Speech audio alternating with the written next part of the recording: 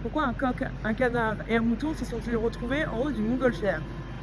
Tout commence le 4 juin 1983, lorsque les frères montgolfier réussissent à faire voler pour la première fois un ballon de 900 mètres cubes à une hauteur d'à peu près 1000 mètres. C'est haut quand même. Mais bon, ils n'ont pas réussi comme ça du premier coup parce qu'au début, ils avaient tenté de capturer les nuages dans une espèce d'enveloppe et d'y suspendre un panier.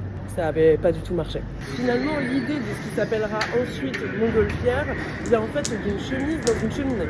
Je vous explique. Joseph Montgolfier, en voulant faire sécher sa chemise, décide de la tenir par le col au-dessus du feu. Et c'est ça qui lui donne l'idée de faire gonfler une voile grâce à la chaleur du feu.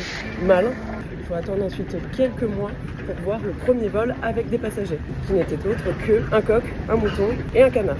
Bah oui, parce que comme à l'époque ils ne connaissaient pas les effets des variations d'altitude sur un organisme vivant, ils ont préféré essayer sur les animaux d'abord. Mais je vous rassure, les animaux ont été récupérés sains et saufs 3 km plus loin. Bon, le coq avait quand même une aile écorchée, mais selon les récits de l'époque, ça serait lié plus à une brusquerie du mouton. Ouais. D'ailleurs, l'histoire ne nous donne pas de nouvelles du canard. Bon, et comme ils ont vu que tout s'est bien passé, finalement, le premier vol avec des humains a lieu le 21 novembre 1783, avec à son bord Pilâtre de Rozier et le marquis d'Arlandes, qui sont partis du château de la Muette et qui ont atterri au but aux Cailles après 25 minutes de vol. C'est ouf!